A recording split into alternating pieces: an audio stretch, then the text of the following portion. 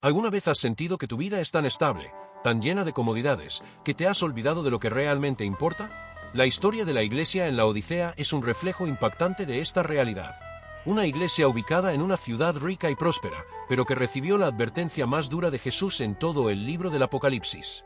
¿Qué hizo que esta iglesia se convirtiera en un símbolo de la tibieza espiritual? ¿Y por qué su mensaje sigue siendo tan relevante para nosotros hoy? La Odisea era una de las ciudades más opulentas de Asia Menor.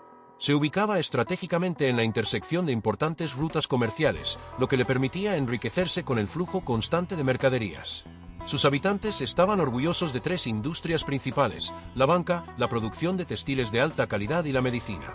Su lana negra era famosa en todo el Imperio Romano, sus bancos eran influyentes y su colirio medicinal era altamente valorado. Sin embargo, lo que ellos consideraban su mayor fortaleza, en realidad, se convirtió en su mayor debilidad espiritual. En el año 64 después de Cristo, un terremoto devastador sacudió la ciudad. Otras ciudades de la región aceptaron la ayuda del Imperio Romano para reconstruirse, pero los laodicenses, confiados en su riqueza, rechazaron cualquier asistencia externa. Nosotros nos reconstruiremos con nuestros propios recursos, afirmaban con orgullo.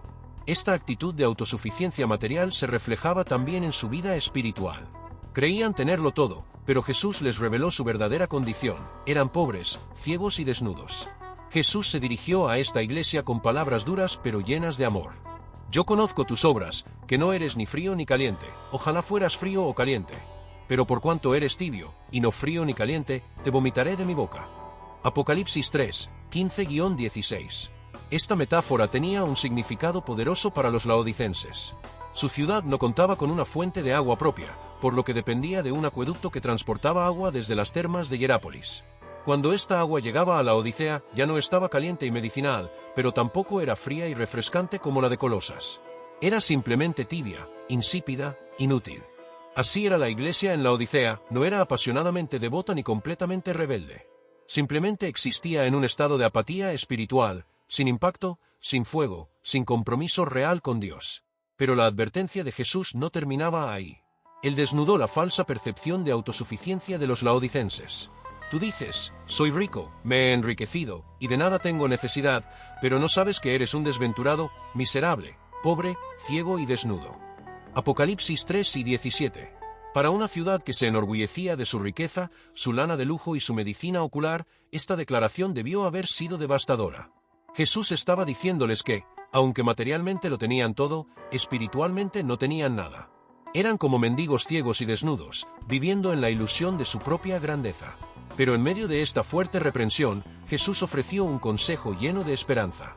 Por tanto, yo te aconsejo que de mí compres oro refinado en fuego, para que seas rico, y vestiduras blancas, para que te vistas, y no se descubra la vergüenza de tu desnudez, y unge tus ojos con colirio, para que veas.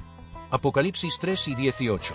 Jesús no los desechó, sino que les ofreció la solución a su crisis espiritual. Les dijo que debían comprar de él oro refinado en fuego, no el oro de los bancos de la Odisea, sino la verdadera riqueza espiritual, la fe purificada a través de las pruebas. Vestiduras blancas, no su famosa lana negra, sino la justicia de Cristo que cubre la vergüenza del pecado. Colirio espiritual, no el ungüento físico de su medicina, sino la visión espiritual para reconocer su verdadera condición y ver la realidad desde la perspectiva de Dios.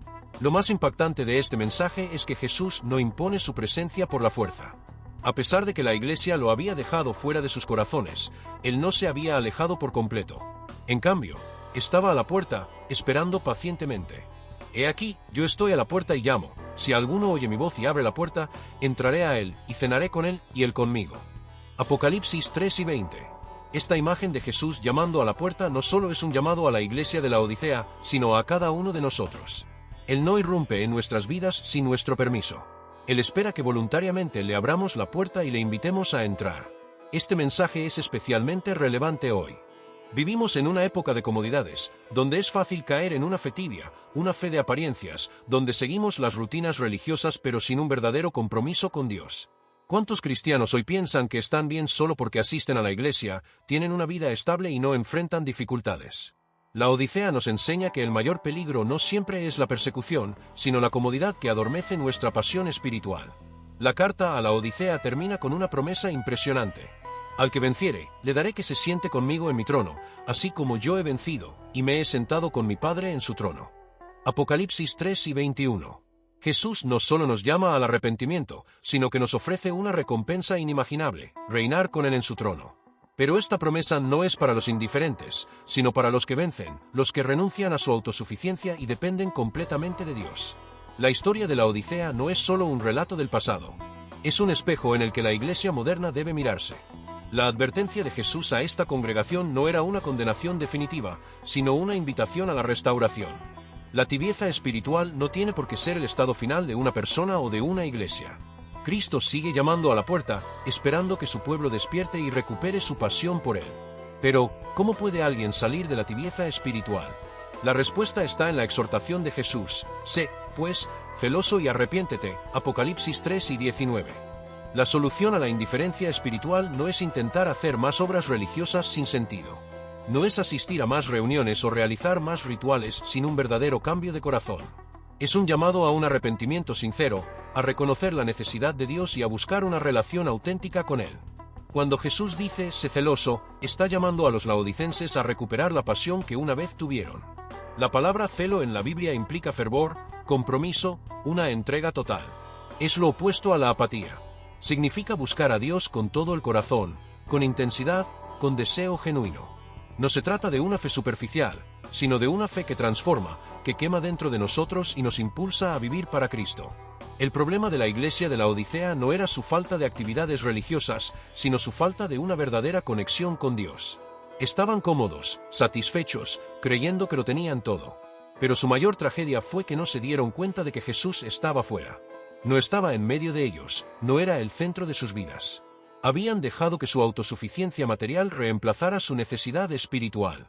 Pero la invitación de Jesús era clara: Él estaba a la puerta, llamando. Esta imagen es impactante porque muestra a Cristo como alguien que no impone su presencia, sino que espera ser recibido voluntariamente. Él no derriba la puerta ni entra a la fuerza. Respeta nuestra libertad, pero al mismo tiempo anhela tener comunión con nosotros. Esto nos lleva a una pregunta fundamental: ¿qué significa realmente abrirle la puerta a Jesús? Abrirle la puerta significa reconocer que lo necesitamos desesperadamente. Es dejar de depender de nuestra propia fuerza y recursos, y empezar a depender completamente de Él. Significa rendirle nuestra vida, no solo como un acto simbólico, sino como una decisión real y diaria. En la cultura judía, compartir una comida con alguien era un símbolo de aceptación, intimidad y relación. Cuando Jesús dice cenaré con Él y Él conmigo, está ofreciendo algo mucho más profundo que una simple visita.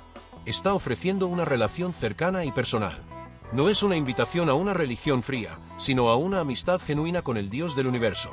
La promesa de Cristo a los que vencen es extraordinaria. Al que venciere, le daré que se siente conmigo en mi trono, así como yo he vencido, y me he sentado con mi Padre en su trono. Apocalipsis 3 y 21. Esto significa que aquellos que superan la tibieza, que eligen a Cristo sobre su comodidad, que rechazan la autosuficiencia y se rinden completamente a Dios, recibirán una recompensa increíble: compartir el trono de Cristo. En la cultura antigua, sentarse en un trono representaba autoridad, honor y gobierno. Jesús no solo promete salvarnos, sino hacernos partícipes de su reino, darnos un lugar junto a Él en su gloria. Pero esta promesa no es para los indiferentes, sino para los vencedores. Este llamado a vencer no significa que debamos luchar con nuestras propias fuerzas. Jesús mismo es nuestro ejemplo, así como yo he vencido. Él venció la tentación, el pecado, el sufrimiento y la muerte. Y lo hizo dependiendo completamente del Padre. Si queremos vencer la tibieza espiritual, debemos seguir su ejemplo, vivir en comunión con Dios, someternos a su voluntad y depender de su poder. Hoy en día, la iglesia de la Odisea sigue existiendo en diferentes formas. No como una ciudad en ruinas, sino en la actitud de muchos creyentes y congregaciones que han caído en la comodidad espiritual. Iglesias llenas de actividades pero vacías de la presencia de Dios. Creyentes que creen que están bien porque tienen estabilidad financiera, pero han perdido su hambre por la presencia de Dios. Jesús sigue llamando a la puerta. Su amor es tan grande que no nos abandona, sino que nos invita a un despertar espiritual. La tibieza no es un estado permanente, si decidimos cambiar. ¿Qué podemos hacer para evitar caer en la tibieza espiritual? Reconocer nuestra verdadera condición. Debemos examinar nuestro corazón y preguntarnos si realmente estamos viviendo para Dios o solo siguiendo una rutina religiosa. No podemos cambiar si no reconocemos primero nuestra necesidad de Dios. Desarrollar una relación genuina con Cristo no basta con asistir a una iglesia o leer la Biblia ocasionalmente. Debemos buscar a Dios con pasión, con anhelo, con un deseo ardiente de conocerle más. No conformarnos con una fe superficial. La tibieza espiritual ocurre cuando nos conformamos con lo mínimo. Dios quiere que vivamos con fervor, que nuestra fe sea real, que cada día busquemos más de su presencia.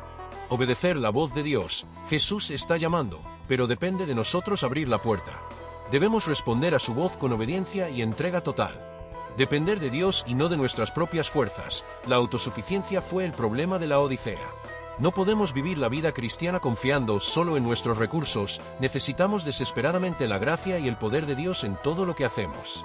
La historia de la Odisea nos deja una pregunta fundamental. ¿Dónde está Jesús en nuestra vida? ¿Está en el centro, dirigiendo cada área de nuestra vida? ¿O lo hemos dejado fuera, ocupados con nuestras propias preocupaciones y comodidades? Cristo sigue llamando. Sigue esperando que abramos la puerta. La decisión es nuestra.